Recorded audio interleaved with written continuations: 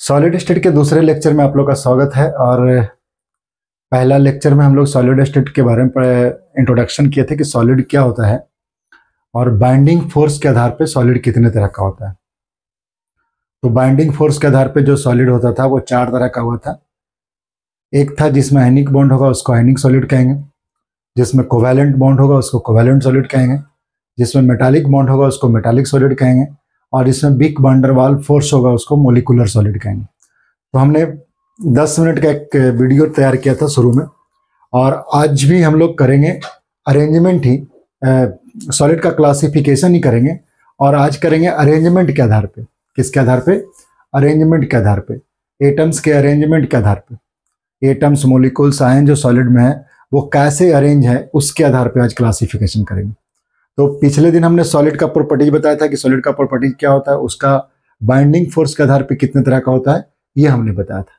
और आज हम लोग करेंगे सॉलिड का क्लासिफिकेशन ही करेंगे on the basis of arrangement of atoms, molecules and ion. तो हम लोग करेंगे आज क्या करेंगे भाई?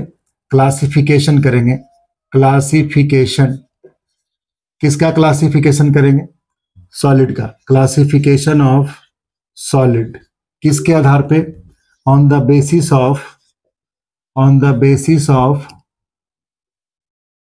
अरेंजमेंट ऑफ एटम्स, मोलिकुल्स और आयन। एटम्स, मोलिकुल्स और आयन के अरेंजमेंट के आधार पे सॉलिड का क्लासिफिकेशन करेंगे। एक मिनट थोड़ा सा रुकिए। तो classification of solid on the basis of arrangement of atoms, molecules और आयन। एटम्स, मोलिकुल्स और आयन के अरेंजमेंट के आधार पे सॉलिड कितने तरह के होते हैं? तो दो तरह के होते हैं। एक होता है क्रिस्टलाइन सॉलिड। क्या होता है? Crystalline solid. और जो दूसरा होता है वो होता है अमॉर्फस सॉलिड। क्या होता है? Amorphous solid. ये किसके आधार पे हम लोग क्लासिफिकेशन कर रहे हैं? On the basis of arrangement of atoms, molecules और आयन।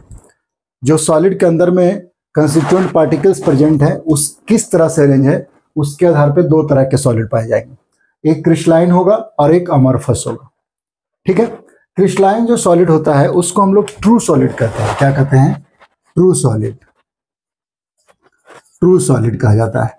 और जो अमॉर्फस सॉलिड होता है, अमॉर्फस सॉलिड, इसको हम लोग कहते हैं सूडो सॉलिड। क्या कहते हैं? सूडो सॉलिड कहते हैं। या इसको हम लोग कहते हैं सुपर कूल्ड लिक्विड। मतलब एक ऐसा लिक्विड है जिसको बहुत ज्यादा ठंडा करके सॉलिड बनाया गया, तो उसको हम लोग अमॉर्फस सॉलिड कहेंगे। ठीक है। और इसको ट्रू सॉलिड कहेंगे। दोनों में डिफरेंसेस पूछा जाता है आपसे, नहीं कि क्रिस्टलाइन और अमॉर्फस में क्या डिफरेंस है। तो ये इसमें जो एटम्स, मोलिकुल्स और आयंस प्रेजेंट होंगे वो सिस्टमेटिकली होंगे, रेगुलरली होंगे। और इसमें जो एटम्स, मोलिकुल्स और आयन प्रेजेंट होगा वो अनसिस्टमेटिकली होगा, इरेगुलर होगा। तो पहला डिफरेंस क्या हो गया कि अच्छा, पहला तो हो गया कि इसको ट्रू सॉलिड कहेंगे। दूसरा इसमें क्या कहेंगे? इसको सूडो सॉलिड। सूडो का मतलब होता है फॉल्स, झूठा, या इसको सुपर कूल्ड लिक्विड कहेंगे। ठीक है। अब इसमें जो पहला जो डिफरेंस है वो क्या है कि इसमें जो एटम्स, मोलिकुल्स, आयंस प्रेजेंट होते हैं, हाँ, अरेंजमेंट ऑफ एटम्स, मोलिकुल्स और आयंस आर सिस्टमेटिकली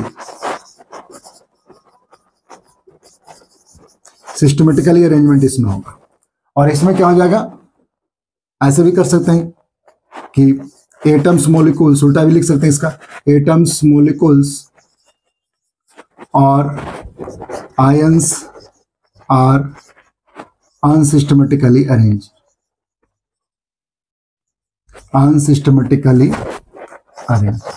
एक में जो अरेंजमेंट होगा वो सिस्टमेटिकली होगा और दूसरा में क्या होगा? अनसिस्टमेटिकली होगा।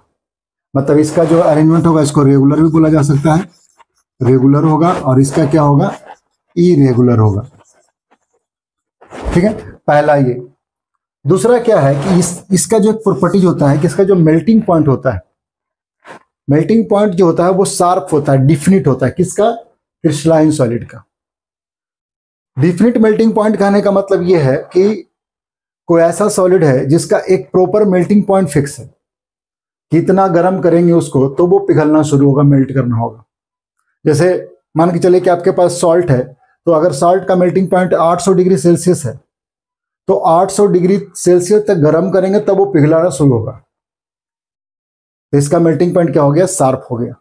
और अगर ऐसा नहीं होता है कि गर्म किया और पिघलना शुरू हो गया तो इसका मेल्टिंग पॉइंट टेम्परेचर के साथ वैरी करता है, ओवर रेंज विद टेम्परेचर होता है। तो दूसरा क्या हो गया कि इसका जो मेल्टिंग पॉइंट है इट हैज डिफिनिट लिख सकते हैं या शार्प लिखा जाता है, sharp melting point, sharp melting point. और इसका जो मेल्टिंग पॉइंट होता है, melting point over range with temperature, temperature के साथ बदलता है। दो डिफरेंसेस हो गए। पहला हो गया कि एटम्स मॉलिक्यूल्स आयन जो होता है वो सिस्टमेटिकली अरेंज होता है। दूसरा हो गया कि एक का मेल्टिंग पॉइंट शार्प होता है, और इधर हो गया कि इसमें एटम्स मॉलिक्यूल्स आयन जो होता है वो अनसिस्टमेटिकली अरेंज होता है, और इसका मेल्टिंग पॉइंट जो होता है वो टेम्परेचर के साथ ओवर रेंज करता है। ठीक है, अब तीसरे पे चलते हैं। तीसरा जो डिफरेंस है, जो क्रिस्टलाइन सॉलिड होता है वो एनाइसोट्रोपिक होता है। क्रिस्टलाइन सॉलिड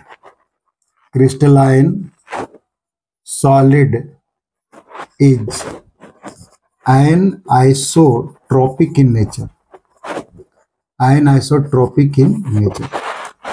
एनाइसोट्रोपिक का मतलब क्या हुआ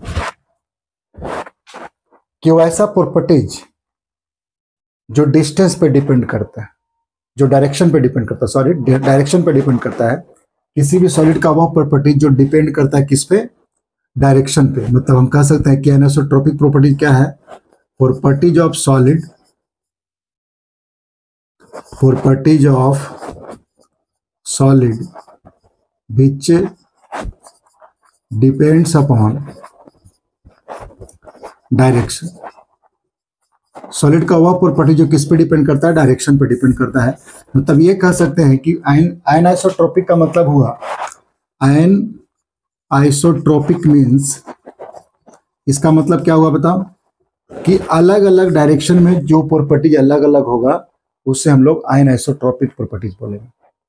और अगर इसका उल्टा होता है कि अलग अलग डायरेक्शन में प्रॉपर्टी सेम हो गया तो उसको आइसोट्रोपिक कहते हैं। तो इसका जो तीसरा पॉइंट होगा, it is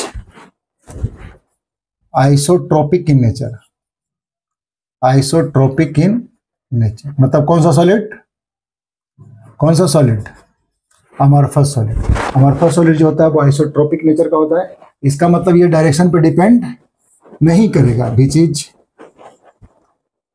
which do not depends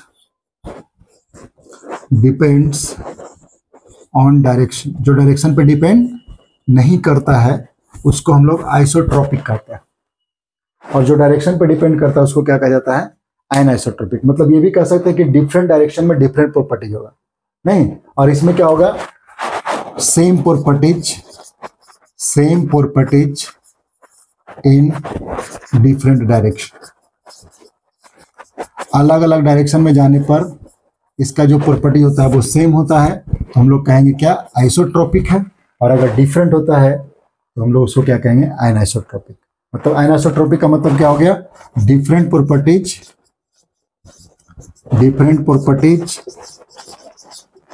in different direction. अलग अलग डायरेक्शन में जो इसका प्रॉपर्टीज होगा वो अलग अलग होगा, डिफरेंट डायरेक्शन में डिफरेंट प्रॉपर्टीज। कौन कौन सा प्रॉपर्टी डिफरेंट होता है, जैसे इलेक्ट्रिक कंडक्टिविटी, इसमें सब हर डायरेक्शन में सेम होगा, और इसमें क्या होगा, डिफरेंट होगा।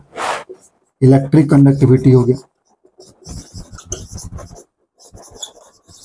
इसमें क्या होगा, सेम होगा, इसमें क्या होगा, डिफरेंट होगा। ठीक है। उसके बाद RI का वैल्यू ले लो, डिफ्रैक्टिव इंडेक्स। उसके बाद ले लेते हैं थर्मल कंडक्टिविटी, थर्मल कंडक्टिविटी। उसके बाद क्लीवेज प्रॉपर्टीज। ये सब डायरेक्शन पे डिपेंड करता है, और जो डायरेक्शन पे डिपेंड करता है उसको हम लोग कौन सा प्रॉपर्टी कहते हैं? आइनोसोट्रोपिक प्रॉपर्टी। तो जैसे जो क्रिस्टलाइन सॉलिड होता है वो आइनोसोट्रोपिक प्रॉपर्टी शो करता है, अलग अलग डायरेक्शन में जाने पे उसका प्रॉपर्टी अलग अलग होता है, जबकि अमॉर्फस में ऐसा नहीं होता। तो 3 पॉइंट हो गए।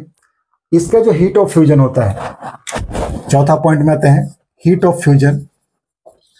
Heat of fusion of crystalline solid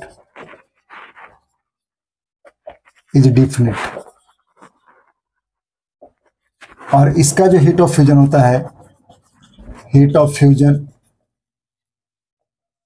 of amorphous solid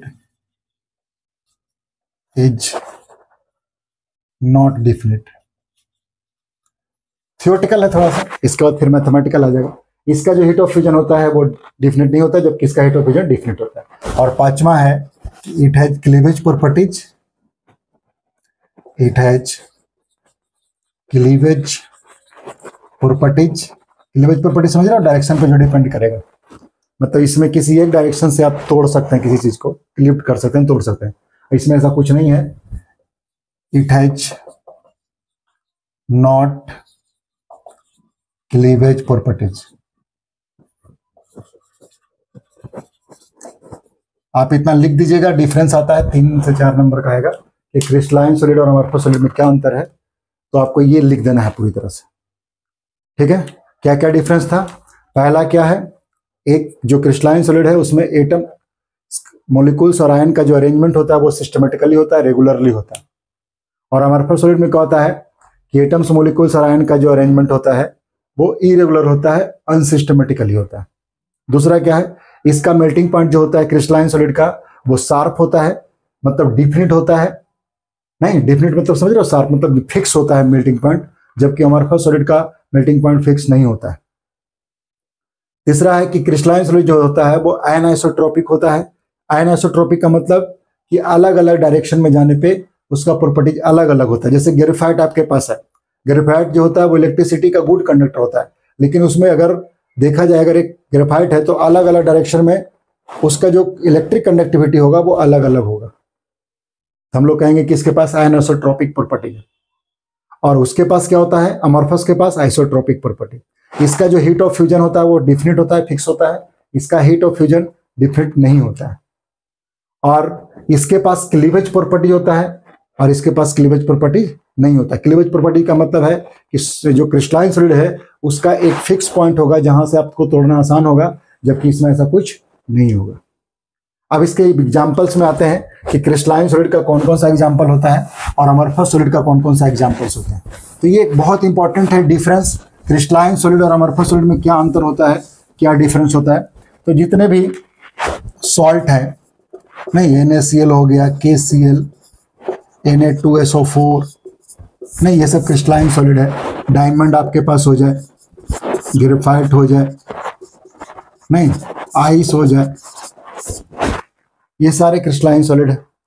इधर आ जाते हैं, अमॉर्फस का एग्जांपल क्या है, तो जैसे ग्लास हो जाए, नहीं पॉलीथीन हो जाए, नहीं PVC, जितने भी पॉलीमर है PVC, ठीक है, पॉलीविनाइल क्लोराइड। इसके बाद रबर हो गया, कोलतार हो गया, ETC। तो आज हम लोग क्लियर कर लिए किसका, क्रिस्टलाइन सॉलिड और अमॉर्फस सॉलिड में क्या डिफरेंस है। वो कितने पॉइंट्स हो गए, 5 पॉइंट। आपको याद रखना है, क्रिस्टलाइन में रेगुलर अरेंजमेंट, अमॉर्फस में इरेगुलर। क्रिस्टलाइन में मेल्टिंग पॉइंट शार्प होगा, अमॉर्फस में मेल्टिंग पॉइंट टेम्परेचर के साथ बदलेगा। एक आयनोसोट्रोपिक और एक आइसोट्रोपिक। आयनोसोट्रोपिक का मतलब डिफरेंट डायरेक्शन में डिफरेंट प्रॉपर्टीज, और उसमें क्या होगा, डिफरेंट डायरेक्शन में सेम प्रॉपर्टीज। और उसके बाद एक का हीट ऑफ फ्यूजन डिफिनिट होगा, दूसरा का हीट ऑफ फ्यूजन डिफिनिट नहीं होगा, और एक के पास क्लीवेज प्रॉपर्टी है, दूसरे के पास क्लीवेज प्रॉपर्टी नहीं है। ठीक है, तो ये क्रिस्टलाइन और अमॉर्फस में डिफरेंस था। ओके।